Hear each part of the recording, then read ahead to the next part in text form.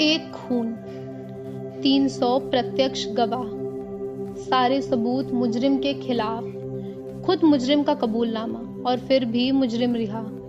जी हाँ, कुछ ऐसी ही थी जेसिका लाल की मर्डर मिस्ट्री। एक ऐसा केस जिसने लोगों की नजरों में आज हमारे कानून को ही कटघरे में लाकर खड़ा कर दिया था। नमस्कार मित्रों, मैं समिष्ठा सिंह हाजिर हूं अपने पिछले एपिसोड में छोड़े हर अधूरे सवालों के जवाबों के साथ। तो जैसा कि पिछले एपिसोड में हमने जाना कि जहां एक तरफ 300 प्रत्यक्ष गवाहों के बावजूद मनु शर्मा को 2006 में ट्रायल कोर्ट से बाइज्जत बरी कर दिया गया था, वहीं दूसरी तरफ अब जेसिका की बहन सबरीना लाल ने भी उम्मीद छोड़ दी थी। ऐसे में हमारे लोकतंत्र के चौथे स्तंभ मीडिया ने इस केस में एक नई उम्मीद जगाई। मीडिया ने उस केस से जुड़े हर व्यक्ति का स्टिंग ऑपरेशन किया, जिसे तहलका नाम के एक शो के जरिए जनता तक पहुंचाया। इस स्टिंग ऑपरेशन में उस घटना के सबसे अहम गवाह श्यान मुंशी का भी स्टिंग ऑपरेशन किया गया, जिसमें उसने खुद कबूला कि उसे हिंदी का अच्छा ज्ञान है। और तो और मनु शर्मा के पिता ने उसे 10 करोड़ और एक गोली के बीच में से किसी एक को चुनने की बात कही थी, जिसके डर से श्यान मुंशी ने कोर्ट में अपना बयान बदल लिया था। इतना ही नहीं, अपने ओहदे के चलते विनोद शर्मा ने उस रात चली 2 गोलियों में से एक गोली को टेस्ट लैब से बदलवा दिया था, जिससे रिपोर्ट में उन 2 गोलियों के 2 अलग अलग बंदूकों से चलने की बात सामने आई।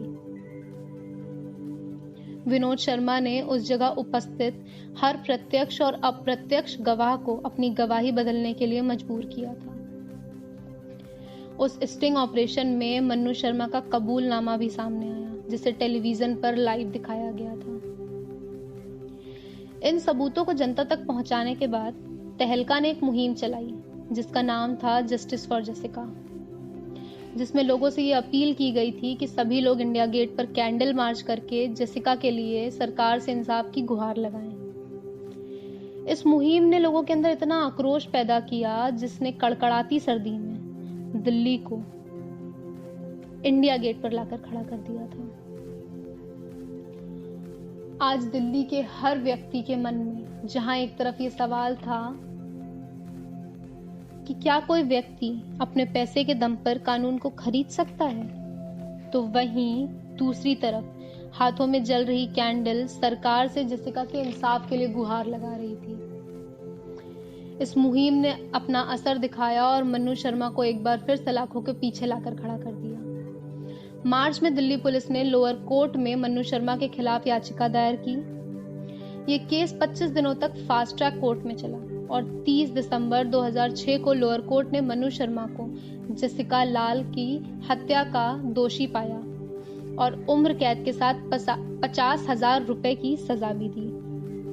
साथ ही उसके दोस्तों अमरदीप सिंह गिल, विकास यादव और आलोक खन्ना को 3,000 रुपए का जुर्माना और 4 साल की सजा हुई।